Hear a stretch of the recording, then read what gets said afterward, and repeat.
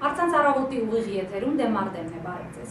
Երբ հոկտեմբերի 11-ին Հանրապետական կուսակցության մամուլի խոսնակը հայտարարեց, որ ՀՀԿ-ն պատրաստվում է դեկտեմբերի կեսին արտահերթ համագումար հրավիրել առաջադրելու համար Սերժ Սարգսյանի թեկնածությունը, քաղաքական փորձագետները տեսակետ հայտնեցին, որ այդպիսով Հանրապետական կուսակցությունը Բարգավաճ Հայաստանին վերջնաժամկետ տվեց վերջնականապես կողմնորոշվելու համար։ Ինչը եւ տեղի ունեցավ արդեն այսօր ընթացող ՀՀԿ-ի արտահերթ համագումարից ընդամենը 3 օր առաջ։ Դեկտեմբերի 12-ին Բարգավաճ Հայաստան կուսակցության առաջնորդ Գագիկ Ծառուկյանը վերջապես հրապարակեց իր որոշումը, ասելով, որ չի պատրաստվում առաջադրվել նախագահական ընտրություններում, բայց եւ հայտնի դարձավ, որ Բարգավաճ Հայաստանը չի սատարելու որևէ այլ թեկնածուի։ Այսօր Դեմարդենի տաղավարում հյուրերի հետ փորձելու ենք վերլուծել Բարգավաճ Հայաստան կուսակցության առաջնորդի այս որոշման շարժառիթները եւ դրա հնարավոր հետևանքը առաջիկա նախագահական ընտրությունների վրա։ Դեմարդենի տաղավարում այսօր հյուրընկալել ենք հրապարակախոս Հրանտ Տեր-Աբրահամյանին եւ Ազատ քաղաքացի քաղաքացիական նախաձեռնությունների աջակցման կենտրոն հասարակական կազմակերպության նախագահ Դավիթ Սանասարյանին։ Բարև ձեզ, շնորհակալ եմ մեր հրավերը վերցնելու համար։ Թերևս արժե սկսել այն հարցից, թե այս որոշումից որ քաղաքական ուժը ավելի շատ շահեց։ Որ քաղաքական ուժը ավելի շատ շահեց ձեզ բաններն եք։ Ես կարծում եմ նախ անսպասելիության ու սպասելիության մասին որոշումը սուտ ունի, ասել իմ հայտարարած ամենահեշտը ասել շատ սպասելի էր։ Ես անկեղծ կարող եմ ասել, որ իմ համար այդքան էլ սպասելի չէ այդ որոշումը։ Կարող եմ ասել նաև, որ այն բացատրությունները, որոնք հնչեցվում են ՀՀԿ ներկայացուցիչների կողմից, որ համոզիչ չէ, ճիշտ ասած, ամենալուպես կարելի է սպասել ավելի համոզիչ բացատրությունների, ինչի ի վերջո այդ քայլը եղավ։ Չեմ ուզում հիմա շատ խորանանք այդ թեմայի մեջ, որովհետև ամեն դեպքում անցյալի թեմա է, բայց ինքը հետաքրքիր է այնքանով, ինչքանով ասենք խաղի տապալի համար է հետաքրքիր, որպեսզի փորձենք հասկանալ իրադարձությունները իրենց կոնտեքստի մեջ։ Հիմա որ քաղաքական ուժը շահեց դժվար է այս պահին ասել, հա, համենայնպես ԲՀԿ-ն հաստատ չշահեց, կարծում եմ, այս ամեն ինչից, որովհետև դա պետք է փաստել, որ անլուրջ տպավորություն թողեց։ Ես կարծում եմ, որ ու մեծ գաղտնիք չի, որ այնտեղ կան թևեր առանձին ԲՀԿ-ում, ենթադրելի է, որ այդ թևերի ոնց որ ներքին բանավեճի կամ պայքարի արդյունքում հաղթեց թևերից մեկը, որը կարծում սխալ որոշում էր, քաղաքական տեսակետից ԲՀԿ-ի համար սխալ որոշում էր, հիմա թե հասարակության համար դա սխալ թե ճիշտ որոշում էր, դա առանձին հարց է։ Այսինքն դուք բացառում եք այս օրերին շրջանառվող նաև այն տեսակետը, որ սա ի սկզբանե ծրագրված, այսպես ասած, քաղաքական խաղի հանգուցալուծում է։ Գիտեք ինչ, այդ խաղի վարկածը ընդհանրապես ինձ համոզիչ չի թվում ինչի, որովհետև ինչ է նշանակում խաղ։ Ես այսպես եմ նկատում, Հայաստանի բնակչությունը ընդհանրապես հակված է ամեն ինչում խաղ տեսնել եւ նաեւ Հայաստանի բնակչությանը հակված են ամեն ինչ խաղով բացատրել, այսպես ասած վերնախավերը, էլիտաները։ Բայց ենթադրենք խաղեր, ինչ է նշանակում խաղ, ցանկացած պահի կարող է վերածվել լուրջ բախման։ Մանավանդ եթե այդ խաղի մեջ լուրջ ֆինանսներ են, չէ՞, ասենք պատկերացրեք, եթե մեկը գումար է խաղում, հա, ասենք, չգիտեմ, կարտ է խաղում, էխան է խաղում, բայց ցանկացած պահի այդ խաղը կարա լրջանա, չէ՞, լրջության վերածվի։ Իդեպ Ստեփան Սաֆարյանի հետ էինք դեռ ԲՀԿ-ի որոշումը հայտնի չէր, Facebook-ում հետաքրքիր խոսակցություն տեղի ունեցավ եւ երկուսս էլ այդ զարմանալիորեն մի քիչ իմ համար համաձայնվեցինք, որ խաղը ոչինչ չի բացատրում։ Խաղը ո՞րն է, խաղը ցանկացած պահի կարա լուրջ բանի վերածվի։ Նույնիսկ ֆուտբոլը չեմ ասում գումարը լավ, հա, ասենք խաղում են, բայց հետո երկրպագուները մեկ էլ խաղը վերահսկողությունից կարա դուրս գա եւ խփի, այսինքն դա ոչինչ չի բացատրում։ Խաղեր թե խաղ չէ, դա երկրորդ հարց է։ Կարևորը որ խաղը իմ կարծիքով արդեն դուրս էր եկել վերահսկողությունից, բայց եթե նույնիսկ դուրս չէր եկել, ցանկացած պահի կարող էր դուրս գալ եւ կարծում եմ որ դա դրանից հասարակությունը պետք է որ շահեր։ Շատ լավ, պարոն Սանասարյան, ձեր կարծիքը ես միայն մի բանի վրա եմ ուզում ուշադրություն հրավիրել, որ այս օրերին չգիտեք ինչու մոռացվում է այն հանգամանքը, որ նոյեմբերի 21-ին Գագիկ Ծառուկյանը հայտարարեց, որ նախագահական ուրեմն ընտրություններում առաջադրման հետ կապված ինքը արդեն իր մեջ ունի կայացրած որոշումը, սակայն նա նշեց, որ օգտվելով ընտրական օրենսգրքի թույլ տված հնարավորությունից նա առայժմ չի հրապարակում իր որոշումը, ինչից կարելի է ենթադրել, որ նա կարող էր ձգել որոշման հրապարակումը նաև մի փոքր ավելի, այսինքն մինչև համագումարը ՀՀԿ-ի չհրապարակեր։ Տեսեք, նախ խաղի մասով կարճ ասեմ, որ եթե խաղեր, ապա շատ վատ խաղացած խաղ էր, հա, ինքը։ Երկրորդ հերթին սա իմ կարծիքով Բարգավաճ Հայաստանում չի կայացվի այս որոշումը ավելի շատ պարտադրված որոշում է եղել, քանի որ դուք ինքներդ նշեցիք, որ Գագիկ Ծառուկյանը ասել էր, որ իմ մեջ արդեն ունեմ, հա, իմ պատկերացրած տեխնացուին գիտեմ, Գագիկ Ծառուկյանը գնաց Բրյուսել, Ամերիկա, Բրյուսել, այս ամեն ինչը այն ժամանակ ինքը իմ կարծիքով այլ ազդակներից այլ բաներ սպասում, մեսիջներ սպասում։ Այսինքն իմ կարծիքով ինքը այլ մեսիջ է ստացել, քան ինքը սպասում էր։ Երբ որ բանից առաջ, հա, ընտրություններից առաջ գնում են բանը ուժային կենտրոններ, հա, աշխարհի ուժային կենտրոնները, հա, ասենց եթե վերցնենք պայմանականորեն ԱՄՆ, Բրյուսել, հա, եւ Մոսկվա, հա, եթե այս բանը, դա նշանակում է ինչ որ ակնկալիք ունի, որ պետքա իմ պատկերացմամբ ակնկալիք ունի, որ պետքա։ Ձեր տրամաբանությամբ, եթե մեսիջ, իր ցանկալի մեսիջը չի ստացել, այսինքն այդ ժամանակ, երբ որ Ծառուկյանը ասում էր ունի որոշումը, ինքը պատկերացնում էր, որ ինքը կարող է առաջադրվել։ Գնաց Բրյուսել, բայց այնտեղ այնպիսի հայտարարություններ արվեցին, որ նա էլ լավագույն տեխնատու։ Հումորով ես ինքս գրել եմ Facebook-ում, ես ավելի լուրջ մարդկանց հետ եմ գնացել իմ այդ մեկամսյա այդ փորձառական այդ ծրագրով, ավելի լուրջ մարդկանց հետ եմ հանդիպել, ավելի լուրջ հարցերից եմ քննարկել, քան նա հանդիպեց։ Այսինքն դա էլ էր իրան ովքեր են այնտեղ դիմավորում, ինչ են, դա էլ լուրջ բան էր։ Հետո չմոռանամ, որ ԵԺԿ-ի անդամության համար, որ պարոն Բարգավաճ Հայաստանը դիմել էր, երևի ամենաշուտը, հա։ ԵԺԿ-ն մերժեց ամենագլխավոր բանն էր, որ այդ կուսակցությունը կախված է օլիգարխի բաներից, հա, ցանկություններից, ու հիմնական մերժումը դա էր։ Ամեն դեպքում, բայց ամենաբանը, որ ուզում եմ ասել, իմ կարծիքով այստեղ Ռուսաստանի լուրջ ազդեցությունը կա, քանի որ Պուտինը պետք է կայացներ որոշում, ում է սատարելու Սերժ Սարգսյան, թե Գագիկ Ծառուկյան։ Պուտինը հասկացել, եթե Սերժ Սարգսյանը չսատարի, ինչ որ կկորցնի, Եվրոպան ավելի կփորձի խորանալ։ Ես չեմ ուզում այն բանը, այն թեզը տանեցեք, այն չեմ ուզում որ ավելի խորանար, ներողություն, Ծառուկյանի սատարելու դեպքում Եվրոպան ավելի հա կխորանար։ Այո, ես չեմ ասում այն, որ Սերժ Սարգսյանը եվրոպական արժեքներով քաղաքական գործիչ է, բայց ԵԺԿ-ի շրջանակներում ԵԺԿ-ն փորձելու էր ավելի շատ Ռուսաստանին դուրս մղել, այստեղ իմ կարծիքով, որը չեմ ասում, որ անպայման ճշմարտություն է, բայց իմ կարծիքով որոշակի նման հաշվարկ կար ու Պուտինը դրա համար երևի այդ մեսիջ ուղարկել Ծառուկյանին, որ ինքը սպասի, բայց սա կործանարար էր հենց առաջի հերթին ԲՀԿ-ի համար, սա շատ վատ բան էր Հայաստանի քաղաքական իրականության համար, ԲՀԿ որոշում, քանի որ մի կուսակցություն, որը որ կապ չունի թե ոնց է այդ ընտրազանգվածը հավաքել, հա, եթե ունի 500,000 ընտրող ու այդ կուսակցությունը չի մասնակցում երկրի կարևորագույն եմ ասում, հա, չեմ ասում կարևորագույն իրադարձությանը նշանակում է այդ իդեպ լավ եղավ, որ հիմա հրաժարվեց, որտեղ կարող էր պայքարի ընթացքում հրաժարվել, չգիտեմ ինչ մեկնաբանություն, լավ եղավ, որ ընտրություններից առաջ հրաժարվեց։ Շատ լավ, համեցեք իհարկե։ Նախ այդ խաղի պահով մի բան էլ ավելացնեմ եւ Դավիթի վերջի խոսքն էլ էր դրա հետ ոնց որ կապված, ասում եմ շատ լավ եղավ, համաձայն եմ մասամբ, որ իրոք լավ է եւ եթե մենք գնանք խաղի տրամաբանությամբ, իմ հասկանալով, եթե սա ի սկզբանե մինչև վերջ ծրագրավորված խաղ լիներ, ասենք Ալե Արթուր Բաղդասարյան, պետք է որ այս պահին չվերջանար, էլի, պետք է մինչև վերջ գնար, գոնե ես այդպես եմ ասում, մինչև վերջ վերջի պահին սա լիներ, հա, այսինքն խաղի տրամաբանությունը այդ պետք է լիներ։ Այսինքն դուք իսկ կան տեսակետը, որ սրանով Գագիկ Ծառուկյանը փաստորեն խուսափեց, այսպես ասած, Արթուր Բաղդասարյան դառնալուց։ Ես մի քիչ ուրիշ բան եի ասում, ես կարծում եմ, որ եթե լիներ ընդհանրապես սա ի սկզբանե Արթուր Բաղդասարյան տիպի սցենար, պետք է գնար մինչև վերջ ընտրությունների ամենավերջի պահին, դուրս գար ասել դե հանուն հայրենիքի մի խոսքով միավորվում ենք եւ այլն։ Սա չեղավ եւ սա եւս իմ համար համենայնպես փաստարկ է, որ կարծես սա խաղ չէր ծրագրավորված։ Մի փոքր չհամաձայնվել։ Մի բան նշել։ Ես դրա համար եմ ասում, իմ հասկանալով գուցե այստեղ իսկապես, բայց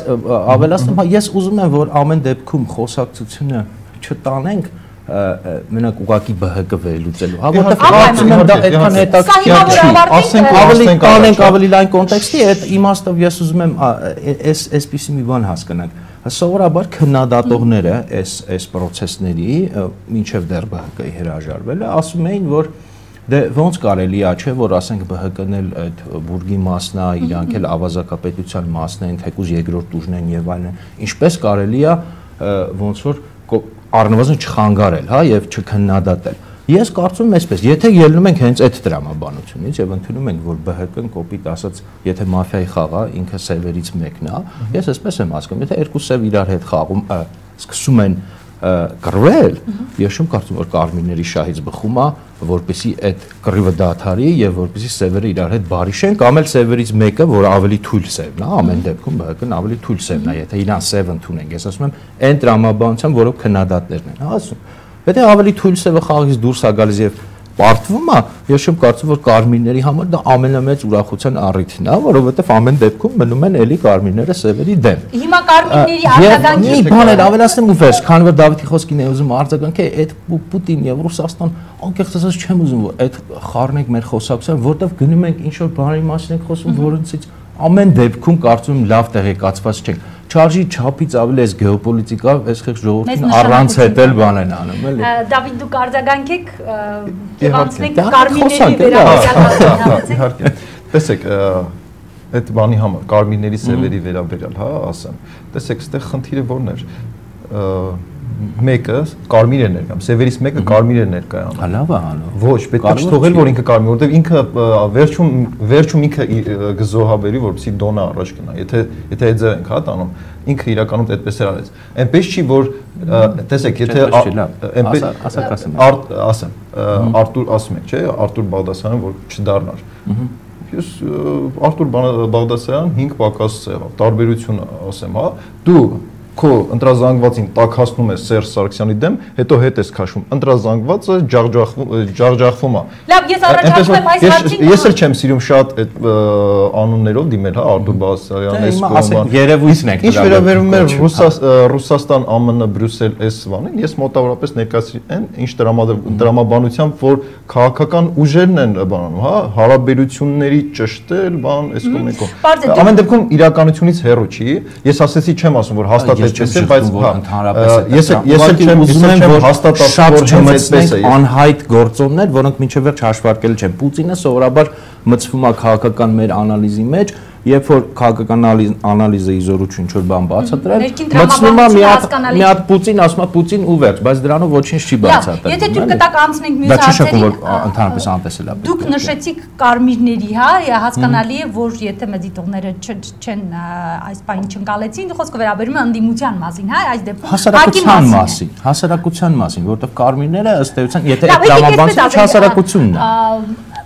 Դուք ինչպես եք գնահատում ՀԱԿ-ի արձագանքը այս ամեն ինչին։ ՀԱԿ-ի արձագանքը թե ընդհանրապես ՀԱԿ-ի ՀԱԿ-ի արձագանքը ԲՀԿ-ի չառաջադրվելու ՀԱԿ-ի արձագանքը ինչ պետք է լիներ։ Մենք ասացինք արդեն, որ ԲՀԿ-ի քայլը դա անլուրջ քաղաքական քայլ էր եւ ասենք իսկ ՀԱԿ-ի արձագանքը լուրջ է, երբ որ ասվեց, որ միևնույնն է ամեն դեպքում բուրգից մի մաս պոկվեց։ Դե ըստ էության մենք կարող ենք ամեն դեպքում ֆորմալ արձանագրել, որ այդ Ես կարծում եմ ամեն դեպքում երկու պայմանական սևերի պայքարը իսկականից հասարակության որոշակի օգուտ տվեց։ Ես կուզենայի, որ այդ պայքարը ավելի երկար տևեր եւ ավելի մեծ արդյունք։ ՀԱԿ-ի արձագանքը ինչպես է գնահատում հարցին։ ՀԱԿ-ի արձագանքը շատ լավ է, բայց ինչ կա այդտեղ ՀԱԿ-ի արձագանքի մեջ ոչ։ Այսինքն որ որևէ քննադատություն չհնչեց որևէ քննադատություն, որ իրենց սպասելիքները իդերև եղան։ Կարելի է ՀԱԿ-ին հասկանալ։ Ես կարծում եմ քաղաքական, ասենք, տեքստի մեջ այդպիսի քննադատություն, ասենք, չպետք է հնչի, դա նորմալ է։ Եթե մարդիկ համագործակցել են եւ հույս ունեն, որ դեռ ինչ որ հարցերում գուցե համագործակցեն։ Այդպես դա էլ հայտնի չի, թե ինչի շուրջ այլևս պետք է համագործակցեն։ Արդեն կներեք, ՀԱԿ-ը ունի իր պաշտոնական խոսնակները իրան դիմակ։ Ես իմ անձնական տեսակետն եմ ՀԱԿ-ի անդամ չեք։ ՀԱԿ-ի անդամը կուսակցությունների դաշինք է, ես որևէ կուսակցության անդամ չեմ։ Շատ լավ, բարձր։ Ես ՀԱԿ-ի համակիր եմ ՀԱԿ-ի դրության մեջ ու հատկապես այն թևի, հա, ես է կարամ թևերով, եթե թևերով ասում ենք ԲՀԿ-ն թևերով, ՀԱԿ-ի մեջ եմ ես թևեր տենում։ Այն թևերի դրության մեջ մտենք, ովքեր որ կապում էին ԲՀԿ-ի հետ ինչ որ փոփոխության գնալու ու այս պահի դրությամբ իրանց այդ վիճակը ցանկացած խոսք, որը հիմա դուրս է գալու, դա ինչ որ անորոշությունից դուրս եկող ինչ որ իմ կարծիքը, հա, ես այդպես եմ մեկնաբանում, անորոշությունից դուրս եկող մեկնաբանություն է, քանի որ ման էինք մտադրվել էին, որ այդ ուժի հետ կարելի է գնալ ավազակապետության քանդման ուղղությամբ, բայց այդ ուժը ճանապարհի կեսից դուրս է եկել։ ու որևիցե լուրջ հիմնավորում չի ներկայացրել։ Այս պարագայում հասկանալի է։ Ես ասել եմ եւ շարունակում եմ ասել ու ողջունել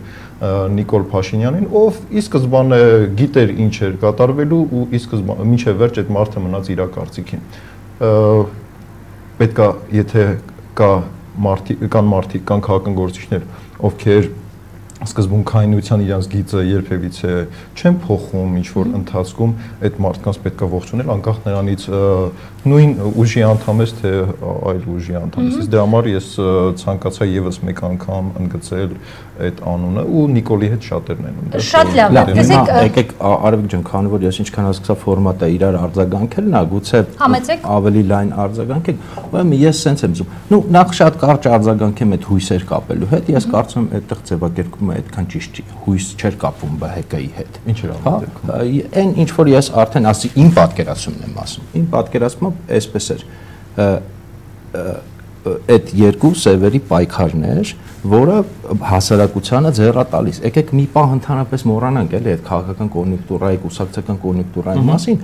որպեսզի ընդհանրապես իրավիճակը ճիշտ հասկանալ, ես այս վերջի գոնե 2-3 ամսվա մեջ տենց եմ հասկացել, պետք է մի քիչ իրավիճակից դուրս գալ, մոռանալ անունները, ուժերը, համակրանքները եւ այլն։ Ես այսպես եմ մտածում, եթե ընդհանրապես հասարակությունը, ոնց որ թե մեր հասարակությունը նպատակ ունի հասնել խաղաղ միջոցներով իշխանափոխության Հայաստանում։ Իհարկե իշխանափոխությունը ինքնանպատակ չէ, բայց իշխանափոխությունը տվյալ դեպքում միջանկյալ նպատակ է հասնելու սահմանադրական կարգի, հա։ Եթե այս նպատակը դրված է, եթե մենք ասում ենք խաղաղ միջոցներով ենք ուզում հասնել, ուրեմն խաղաղ միջոցներով իշխանափոխության հասնելը հնարավոր չի առանց հասարակական հնարավորինս լայն կոնսոլիդացիայի, հնարավորինս լայն համագործակցության եւ բացի այդ իշխանափոխությունը միշտ ուժային բալանսի հարց է։ Այսինքն դու կարող ես այո հրապարակում հավաքել 100,000 մարդ, բայց դա դեռ քիչ է։ Դու կամ պետք է ունենաս արտաքին աջակցություն, ինչպես բոլոր երկրներում, որոնք մենք գիտենք, որտեղ իշխանափոխություն ա եղել, Վրաստան, Ուկրաինա, Եգիպտոս, Լիբիա եւ այլն, արտաքին աջակցության գործոնը եղել է, կամ դու պետք է ունենաս ներսում աջակցություն հենց իշխանության ներսում։ Այսինքն իշխանության կամ այսպես ասած սևերի լայն այդ բանի մեջ իշխանությունն է վերնախավա, տնտեսական վերնախավա եւ այլն։ Եթե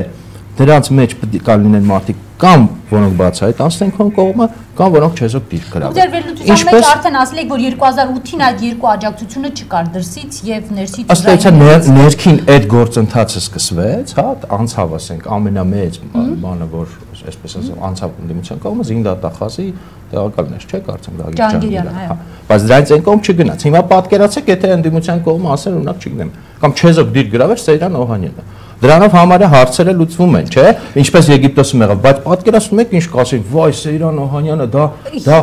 այլ ավելի ինչքան սարսափելի դեմք է ավազակապետության հիմնասյուն, առանց ավազակապետության հիմնասյունները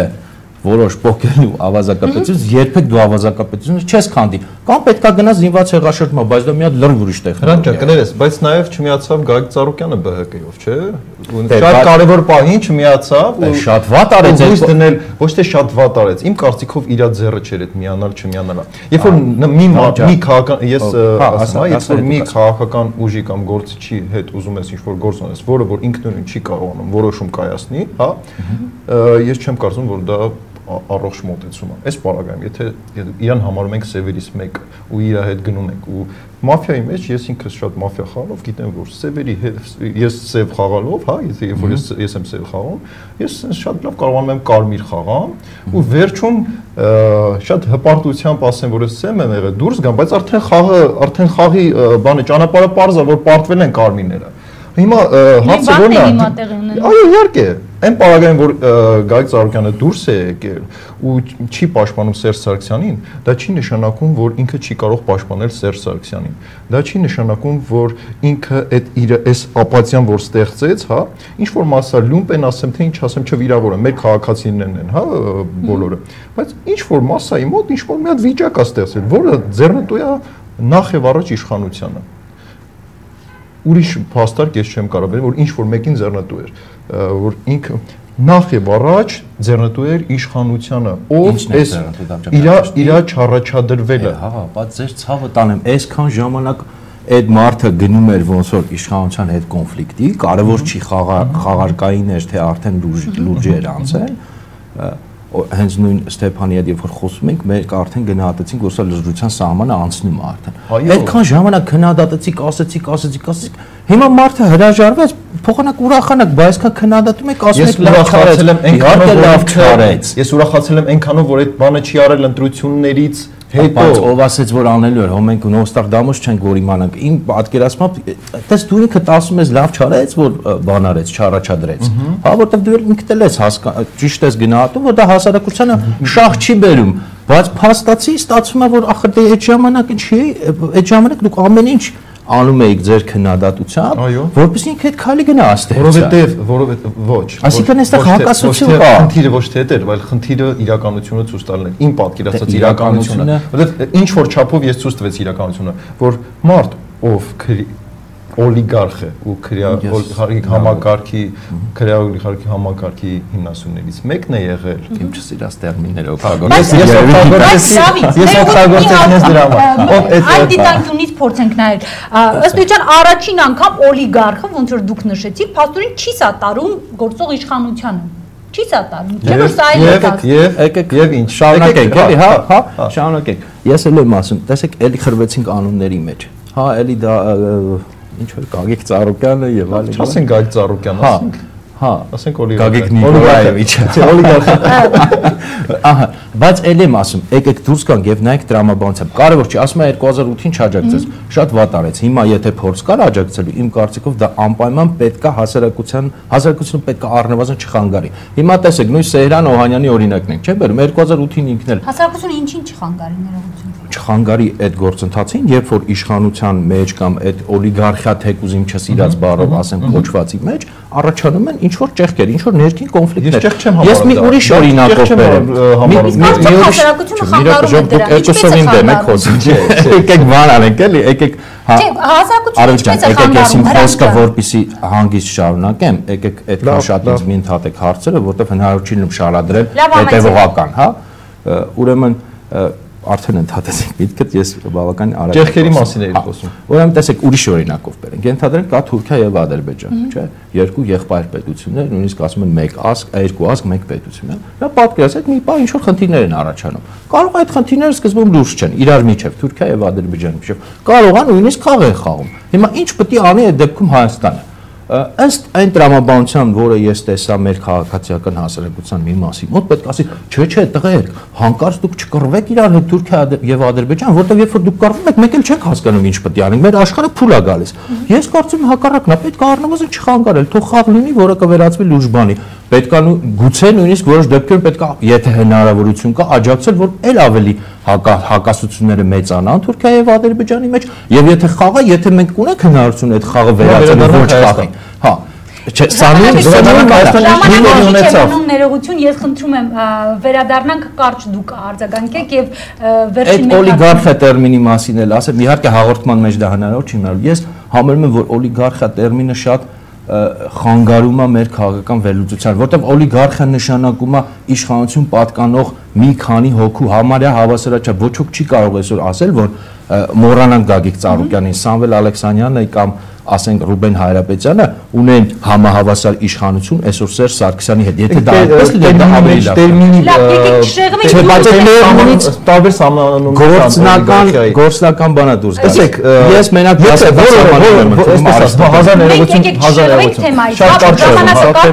ուզում եմ անդրադառնանք վերջին մեկ հարցին այնուամենայնիվ առօրյային։ Ուզենք թե չուզենք, դուք անդադ ասում եք, այսինքն ամբողջ հարցերն էր թե ձեր վերլուծությունը, եթե փորձենք շարունակել, որ ինչպես պարզվեց Թուրքիան ու Ադրբեջանը բոլորովին էլ չէին կռվում միմյանց հետ եւ արդյունքում ինչ շահեց Հայաստանը։ Այսպես եթե նայենք ինչ շահեց մեր հասարակությունը։ Պարզվեց, որ Ադրբեջանը որպես ավելի ուժուր ուժ ինչ որ պահի ընկրկեց, հա, եւ այդ ընկրկի Ադրբեջանի ընկրկման գործում մեծ դեր կատարեց քաղաքացիական հասարակության մի մասը, որը ամբողջ իր քննադատությունը մոռանալով Թուրքիային ուղղել էր Ադրբեջանի դեմ,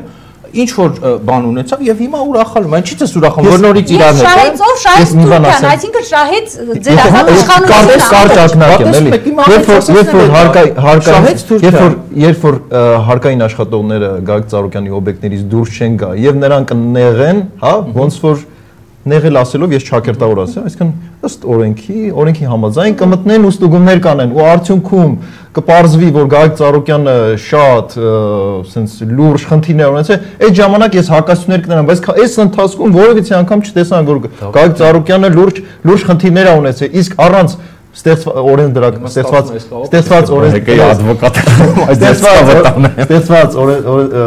մեր օրենսդրական դաշտով այնպես են ստեղծել օրենսդրական դաշտը, որ դու չես կարող նորմալ բիզնես անես։ Բայց նաև եղավ արդեն բոլորից բարձ եղավ, որ Գագիկ Ծառուկյանը չասենք ինչ պատճառներով, բայց չշարունակեց պայքարը։ Բարձ է, այդ հարցը արդեն ինչ քննարկելու, բայց փաստը արդյոք դրական է թե չէ, ես կարծում այդքան էլ դրական չի, իհարկե ողբերգություն հաստատ չկա։ Ողբերգություն հաստատ չկա, բայց այնպես էլ չի, որ պետք է հիմա դուրս գաք փողոց պարենք ուրախանալ։ Իհարկե հարց ակնկալում են բլից պատասխաններ։ Ձեր կարծիքով Լևոն Տեր-Պետրոսյանը այնուամենայնիվ կառաջադրվի թե ոչ։ Ես կարծում եմ, որ Լևոն Տեր-Պետրոսյանը չի առաջադրվելու, նա լուրջ քաղաքական գործիչ է,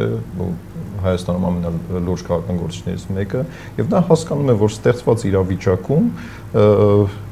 ինքը քիչ տոկոսներով քիչ տոկոսներ հավաքելով մնալու է պատմության գրքում։ Քանի որ բլից է, չեմ ուզում շատ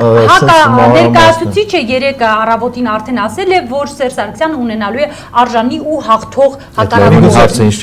Վերաբերում է նաև ուզում եմ ասել, որ ներկայացուցիչը ի նկատի ունեցել Ռաֆի Հովհաննիսյանի բան չեմ կարող ասել։ Ինչ ասել։ Շատ լավ, հակ ներկայացուցիչը նկատի ուներ հակից տեխնացու ունենալու արժանավոր եւ հաղթող մրցակից։ Ըստ ձեզ դա Լևոն Տեր-Պետրոսյանը կլինի։ Ես ուզում եմ, որ դա Լևոն Տեր-Պետրոսյանը անկեղծ ասեմ, եւ ես հուսով եմ, ես կարծում եմ, որ այո, այդպես էլ կլինի։ Եթե Լևոն Տեր-Պետրոսյանը չլինի, դա էլ, ասենք, ապոկալիպսիս չի, ես կարծում եմ հակնել եւ հակնել, եթե չունենա տեխնացուներ, հասարակությունը կկարողանա ինչ-որ տեխնացուներ գտնել, այդպես չի, որ աշխարհի վերջն է, բայց ես իմ անձնական ցանկությունն է այս բանը, որպեսզի լինի Լևոն Տեր-Պետրոսյանը եւ ես կաջակցեմ։ Ես էլ կուզենամ, որ Լևոն Տեր-Պետրոսյանը լինի, որտեղ դաշտում որոշակի լրջության որոշակի բան կա։ Այ լրջության հետ կապված, այ մրցակցային ընտրություն, հա,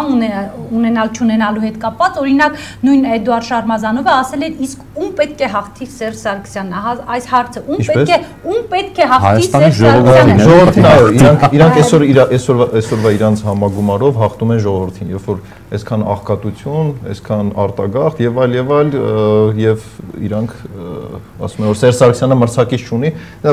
ամոթ մեզ էլի, որ Սերժ Սարգսյանը մրցակից չունի։ Իսկականից դա նույնիսկ Հայաստանի համար վիրավորանքային չնշկում մրցակից չունի։ Ցանկացած ոլորտում, եթե մրցակից չունի, ռեալ փորձենք նայել այսօրվա դաշտում Սերժ Սարգսյանը